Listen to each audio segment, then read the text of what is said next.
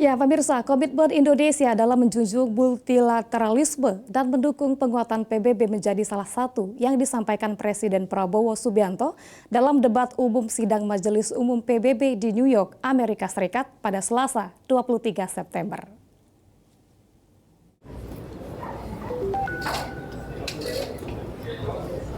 Presiden Prabowo Subianto menegaskan komitmen Indonesia dalam menjunjung multilateralisme dan mendukung penguatan perserikatan bangsa-bangsa sebagai wadah berbagai negara anggota untuk bersama-sama memastikan perdamaian, keamanan, keadilan, dan kebebasan untuk semua. Dalam pidato yang disampaikan di sesi debat umum sidang Majelis Umum Perserikatan Bangsa-Bangsa ke-80 di Markas Besar PBB New York, Amerika Serikat pada Selasa 23 September malam waktu Jakarta, Presiden Prabowo menyerukan agar dunia tak menyerah di hadapan berbagai tantangan dunia yang diwarnai konflik, penderitaan, bahkan genosida, dan hukum internasional yang diabaikan.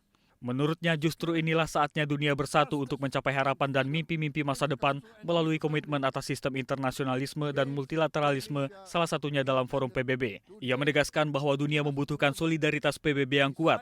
Kemajuan yang dicapai Indonesia sejak kemerdekaannya dinilai Presiden tak lepas dari andil PBB melalui upaya berbagai lembaganya yang memberikan berbagai bantuan penting.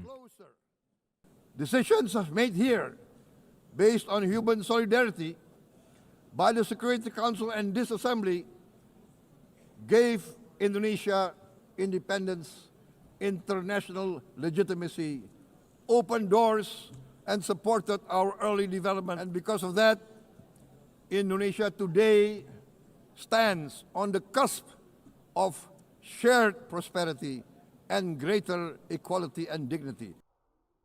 Ia menambahkan bahwa Indonesia kini kian dekat dengan berbagai target pemerintahan, termasuk mengakhiri kemiskinan dan kelaparan karena bertahun-tahun silam forum di ruang Majelis Umum PBB tersebut menjunjung keadilan sosial dan ekonomi. Pidato Presiden sendiri bertajuk Indonesia's Call for Hope atau Seruan Indonesia untuk Harapan dan menyoroti pentingnya multilateralisme, kesetaraan dan keadilan, termasuk untuk Palestina yang berulang kali telah disuarakan oleh Presiden. Tim Kantor Berita Antara mewartakan.